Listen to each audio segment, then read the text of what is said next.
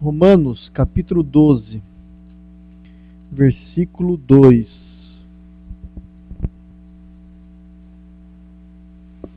Nós temos trabalhado o tema Marcas de uma Igreja que faz a diferença. Romanos 12, versículo 2, só a parte A desse versículo.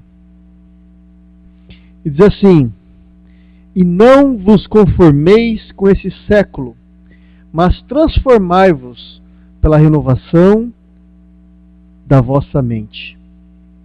Em outras traduções diz: não se deixai moldar por esse século, mas transforma esse século pela renovação da sua mente. Amém? Feche seus olhos, vamos orar.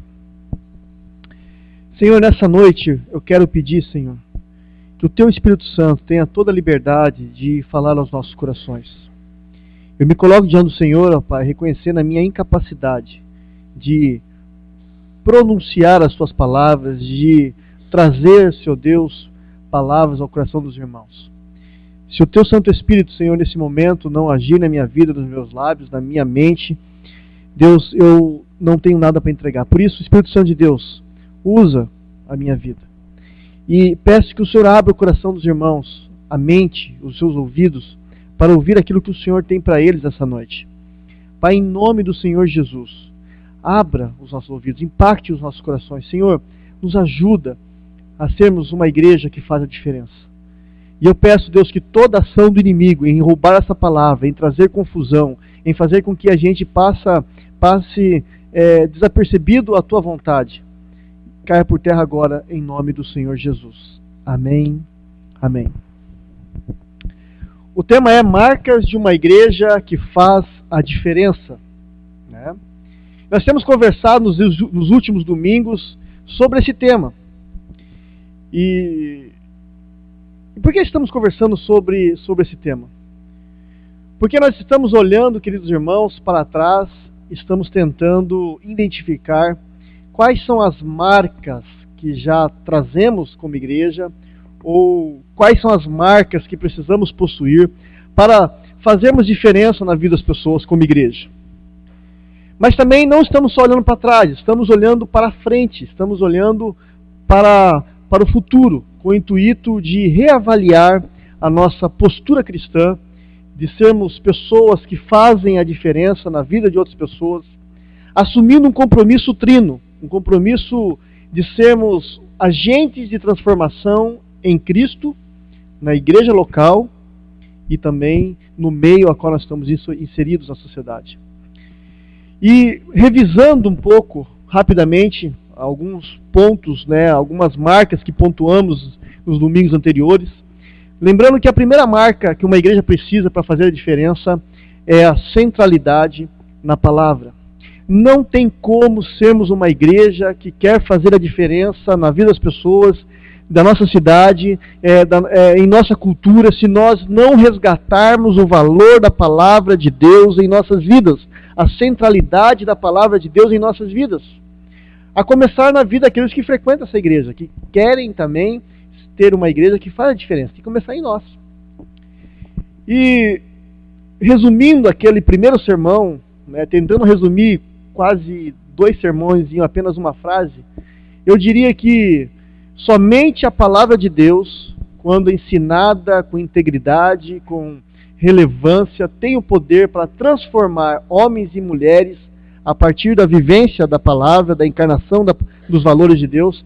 E esses homens e mulheres então passam a ser agentes de transformação em suas famílias, em suas empresas, nas organizações, nos órgãos públicos, no mundo ao seu redor.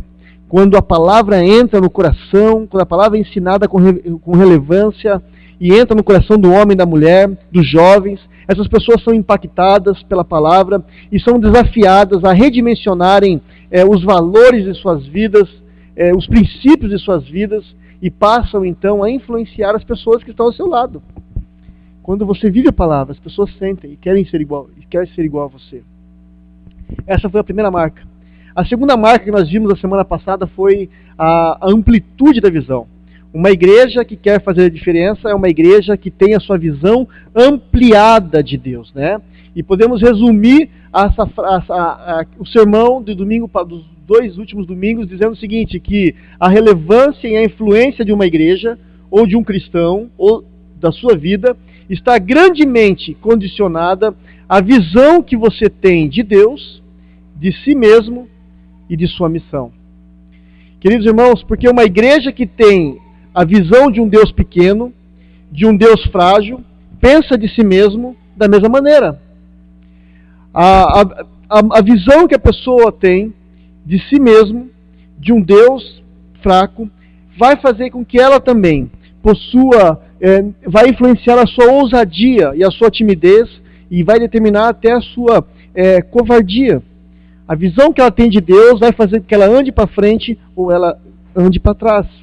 Uma igreja que cresce, um cristão que se desenvolve, é uma igreja e é um cristão que não se retira, não bate em retirada diante dos desafios de Deus, diante daquilo que Deus coloca para cada um de nós. O apóstolo Paulo, lá na carta de Efésios, ele descreveu o Deus que ele cria. Ele fala, olha, como aquele que é capaz de fazer infinitamente mais de tudo quanto pedimos ou pensamos. O Deus do apóstolo Paulo era um Deus grande, um Deus que podia fazer muito mais. E uma igreja que consegue se enxergar assim, uma igreja que consegue enxergar um Deus assim, começa a ver a si mesmo como uma igreja relevante, como uma igreja chamada a fazer transformação no meio a qual ela está inserida, na vida de homens, de mulheres, no meio da cidade onde ela está inserida. Quando a igreja reconhece que tem um Deus grande, ela começa a agir dessa maneira, de uma maneira grande, e começa a transformar vidas.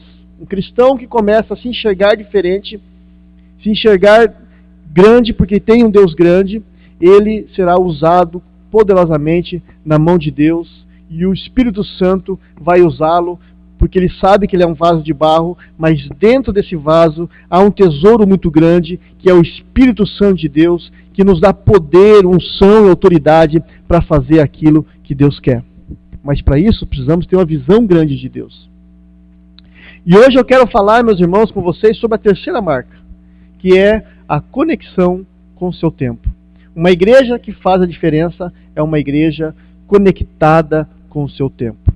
E quando a gente fala aqui de tempo, eu não estou me referindo ao relógio, ao tempo cronos, eu estou me referindo, assim, à cultura. Uma igreja que faz a diferença é uma igreja que está conectada à sua cultura. Pastor, o que é cultura?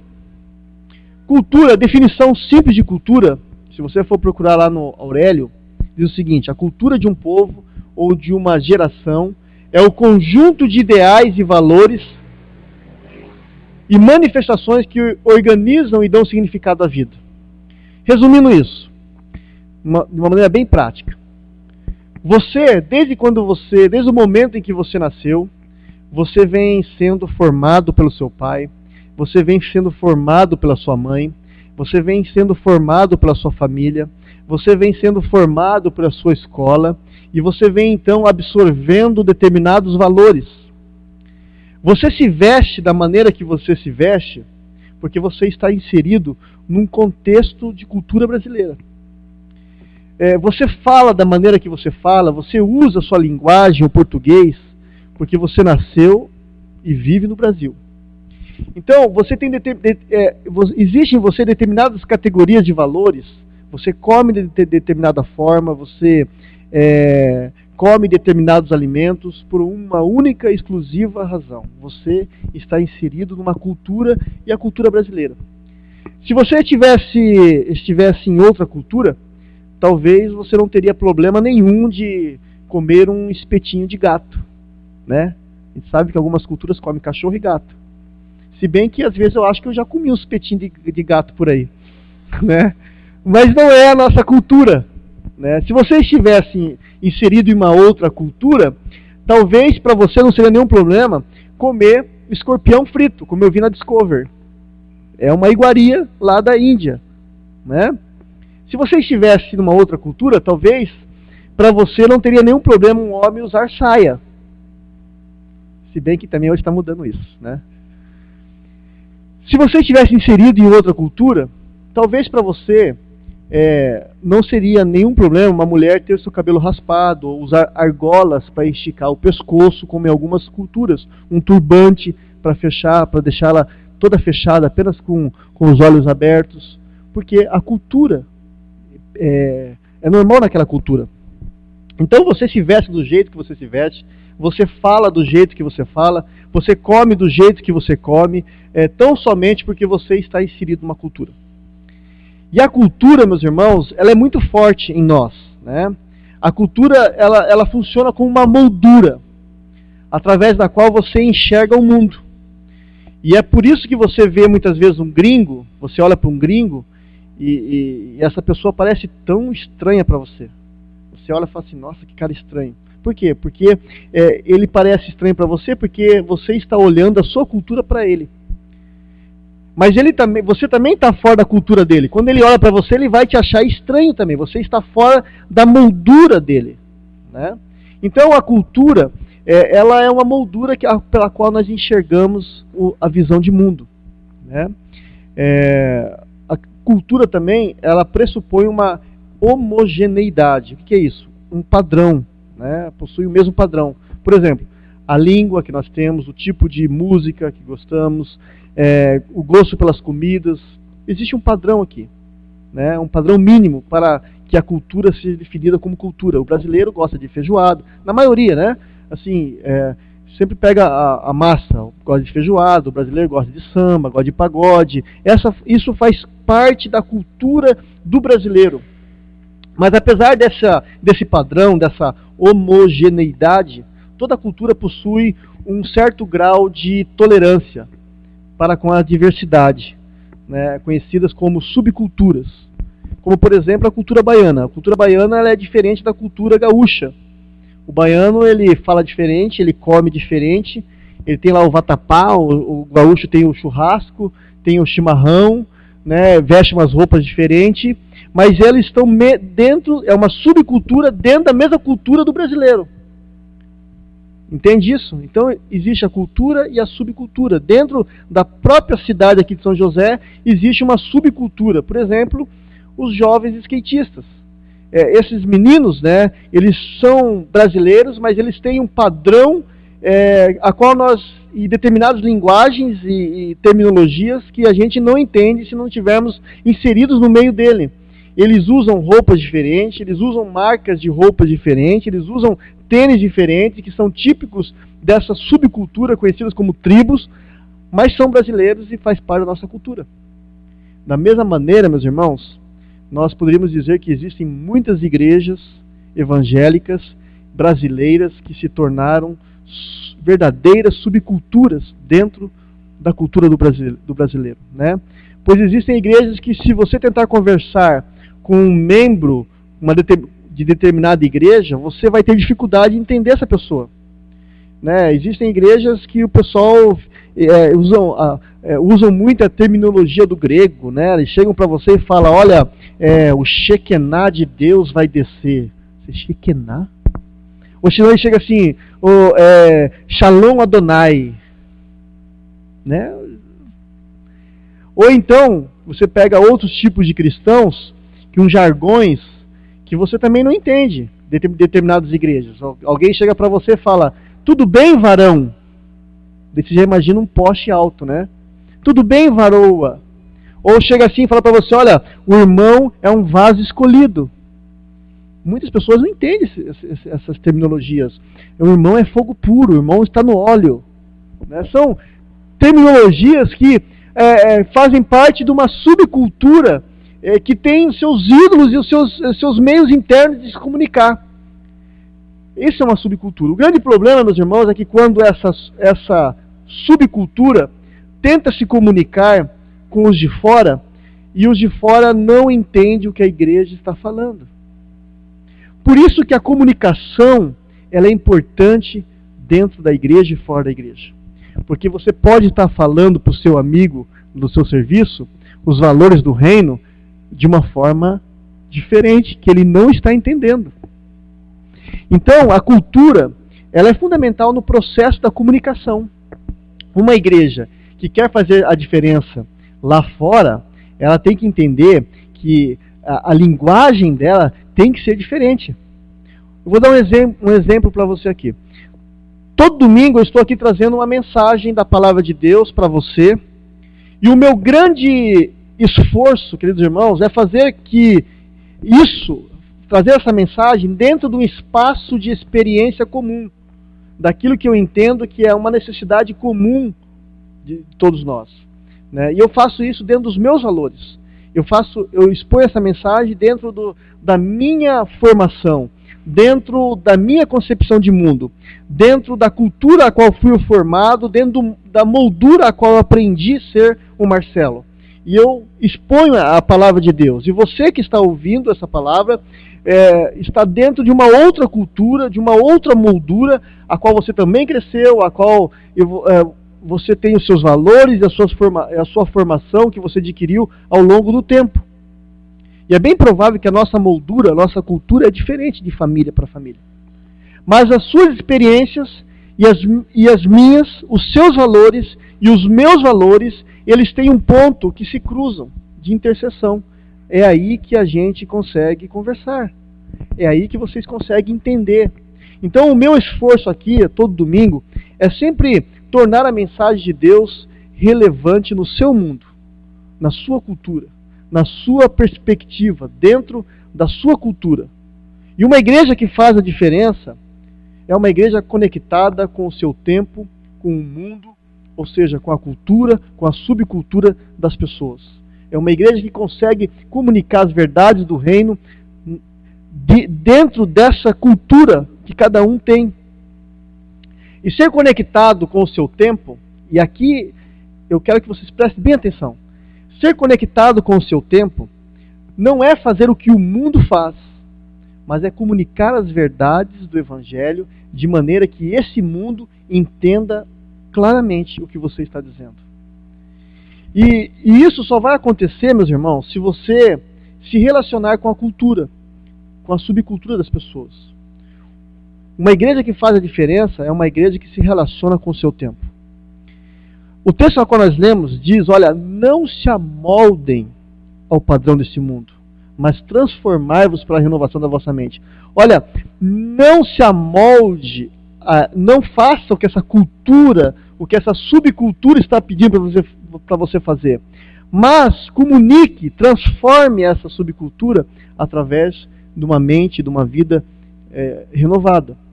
É isso que o apóstolo Paulo está dizendo. Por isso que é importante você entender que ser conectado com esse mundo não é fazer o que o mundo faz, mas é expressar a palavra de Deus da maneira que as pessoas entendam o que você está falando. Porque a primeira coisa que nós precisamos fazer para sermos uma igreja que faz diferença, conectada com esse mundo, é aprender a se desconectar. Talvez você não tenha entendido isso, mas para você conectar com esse mundo, você tem que aprender a se desconectar. E eu vou passar um vídeo para vocês. Tá ali, eu peço que alguém pague a luz para mim aqui, por favor. Rapidamente. E esse vídeo, ele fala exatamente do que nós precisamos desconectar. Vamos ouvir. O meu desejo, meus irmãos, é que depois de você assistir esse vídeo, haja uma reflexão seja gerada em sua mente, você entenda que uma igreja conectada com o seu tempo, ser um cristão conectado com o seu tempo, não é fazer o que esse tempo faz, mas, pelo contrário, é transitar nesse meio e comunicar as verdades do reino, do Evangelho, através dos relacionamentos. E para isso, meus irmãos, como nós vamos fazer isso? Como ser uma igreja que faz diferença conectada com o seu tempo se fazemos as mesmas coisas que o tempo impõe às pessoas? Como vamos nos relacionar através da nossa cultura com as subculturas se temos nos nossos olhos vendados e somos dominados por essa mesma cultura que impõe uma cegueira às pessoas? Esse vídeo, queridos irmãos, ele fala de uma realidade em nossas vidas. E com certeza, na vida de muitos cristãos, na vida de muitas igrejas e na vida de muitos de vocês. Muitas Muitos são verdadeiros estranhos dentro dos seus lares. Muitos se perderam diante e têm os seus olhos vendados, se perderam no mundo virtual, estão perdendo o melhor da sua vida, porque estão se fechando em si mesmos. Mas o Senhor Jesus diz, meus irmãos, nessa noite, que é preciso aprender a desconectar para se conectar. É preciso aprender a desconectar para enxergar. É preciso aprender a se desconectar para desfrutar o amor dos seus pais. É preciso desconectar para desfrutar, para reatar amizades, para correr atrás de novos sonhos. Mas para isso precisamos aprender a desconectar. Desconectar para viver. Desconectar para conectar-se com Deus. Aqui é um exemplo da internet, mas também pode ser outra coisa que tem cegado você e deixado você no seu mundo. Não deixado você viver a vida que Deus tem para você e cumprir com aquilo que Deus quer que você cumpra. Deus já fez a parte dele. Deus o desconectou para o conectar. Ele o desconectou do velho homem. A Bíblia diz que cada um de nós éramos filhos da desobediência. A palavra do Senhor diz lá em Efésios capítulo 2, versículo 2, que em outro tempo nós andávamos segundo o curso desse mundo, segundo o príncipe da potestade do ar, que opera no espírito dos filhos da desobediência. A nós, o nosso futuro já estava decretado, era a morte, a desconexão da vida eterna. A morte era certa. Você estava longe do seu Criador, eu e você. Andávamos segundo o curso do mundo condenado. Éramos escravos de Satanás. Não tínhamos valor nenhum para ele. Mas o Senhor, Ele fez algo por nós. Através de Cristo, Ele nos desconecta dessa geração maldita e nos conecta novamente a uma família. Agora você é um novo homem, uma nova mulher, um novo filho de Deus. E muitos cristãos estão desperdiçando a sua vida, levando uma vida sem sentido, conectados com todo tipo de esquemas, conectados com todo tipo de coisas e desconectados do sentido da vida. Estão perdendo tempo de passar em família junto, em comer junto, em andar junto, em fazer o que Deus tem para que vocês façam. Estamos perdendo nosso tempo de fazer a vontade de Deus, de cumprir com a missão de Deus, de cumprir com o nosso chamado.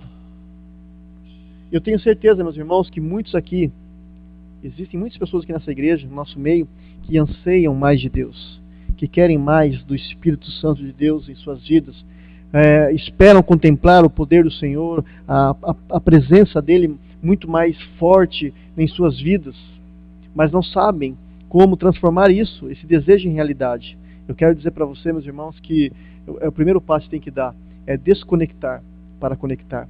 Desconectar é sair dessa moldura que essa cultura universal impõe sobre nós na era da tecnologia, tirar as vendas dos nossos olhos para as pessoas, é falar a língua do seu povo, é sentir as dores do povo, é pedir para que Deus abra os nossos olhos para deixarmos de sermos controlados pela cultura, mas que essa cultura sirva como ponte para o Evangelho, para que esse Evangelho alcance vidas e transforme as pessoas em agentes de transformação, para que eu e você fale a língua dos outros, para que eu e você sinta as dores dos outros, para que eu e você tenhamos nossos olhos abertos para a injustiça e para o injustiçado, para que eu e você estendamos a mão ao oprimido.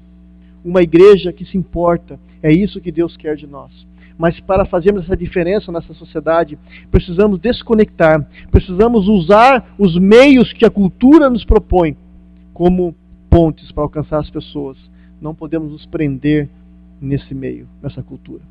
Uma igreja que faz a diferença é uma igreja conectada com o seu tempo, mas que não faz a vontade da sua cultura. Que também não está alheio à sua cultura, mas que aprende a transitar nessa cultura, para que o Evangelho de Deus seja levado com graça e com eficiência a outras pessoas. Amém? Esse é o nosso chamado. E eu não sei, meus irmãos, eu quero que você feche seus olhos, eu quero orar por você, porque eu sei, queridos irmãos, que muitos de nós temos perdido tempos e mais tempo nessa cultura emergente, tecnológica, que é a internet, mas também pode ser a TV, pode ser também o rádio. Eu não sei, muitas vezes nós estamos aprendendo a viver sozinhos, sem se importar com os outros, mas isso não é o que Deus quer para nós. Nós não fomos chamados para viver sozinhos, nós fomos chamados para vivermos em comunidade. O Pai, o Filho, o Espírito Santo, eles vivem em comunidade. Nós fomos criados para isso. Eu quero que você feche seus olhos. E eu não sei como é que você está, o teu tempo, mas talvez você tenha perdido tempo muito precioso de jantar com a sua esposa, de jantar com seus filhos. Talvez você tenha trocado o seu tempo de almoço, de janta, para ficar na internet, para ficar vendo lá, lendo jornal, para ficar fazendo outra coisa, a não ser desfrutar do tempo da sua família, do tempo com seus entes queridos. Deus está dizendo para você, meus irmãos, para a gente ser uma igreja que faz a diferença, precisamos aprender a aproveitar melhor o nosso tempo. E é em casa que isso começa. É na família, é com os amigos. Eu quero que você pense nisso um pouquinho. Eu quero orar, não precisa vir aqui, mas eu quero orar por você. Eu quero que você clame a Deus para que Deus te ajude a você ser eficiente no tempo que Deus tem dado a você nessa terra. Que você cumpra com a missão que Ele tem para você. Essa igreja foi levantada com a missão, e a missão é servir, acolher e discipular. Isso é gastar tempo nos propósitos de Deus. É muito mais melhor servir ao Senhor do que servir essa cultura que não vai nos levar a lugar nenhum. Pai, em nome do Senhor Jesus, ó Pai, eu oro, Deus, porque nós precisamos que o Senhor abra os nossos olhos. Nós precisamos que o Senhor nos ensine, Deus, a sermos conectados com o nosso tempo e transitarmos em meio a essa cultura, sem nos expormos a ela, sem, Senhor Deus, nos deixarmos ela nos vencer, Senhor. Pai, eu peço que o Senhor, ó Pai, nessa noite, esteja falando ao coração de cada um de seus irmãos, aqueles que têm dedicado mais tempo, Deus, à internet, a tantas outras coisas, e dedicado menos tempo, Deus, à sua família, às coisas que realmente poderiam, Senhor Deus, fazer com que elas cumprissem o chamado delas, ó Pai. Deus, tem misericórdia, Deus. Não nos deixa, Senhor Deus, sermos aprisionados, cegados por essa cultura emergente, Senhor. Mas que a gente tenha os nossos olhos abertos, que sejamos como, Senhor Deus, aquele grande homem de Deus, ó Pai, John Wesley, que tinha a Bíblia em suas mãos e um jornal na outra, um homem conectado com o seu tempo, que nós também sejamos assim, homens e mulheres conectados com o nosso tempo, saibamos falar a língua das pessoas, para que eles possam ouvir a mensagem do Senhor de uma maneira clara e tenham um entendimento claro do quanto o Senhor fez por eles. Nos usa, Deus, como instrumento. Nos usa, Senhor Deus, em nossa casa. Nos usa, Senhor Deus, em nosso serviço. E nos usa, Senhor, em nosso colégio. Senhor Deus, aonde quer que andemos, nós saibamos, ó Pai, nos portar como filhos de Deus, como servos do Senhor e como pessoas que se importam com outras pessoas, ó Pai. Deus, abençoe essa igreja, abençoe esses irmãos. Eu agradeço o Senhor, ó Pai, por tudo que o Senhor tem feito, Senhor Deus, em nossas vidas. Em nome de Jesus. Amém e amém. Semana que vem nós damos continuidade na amplitude da visão.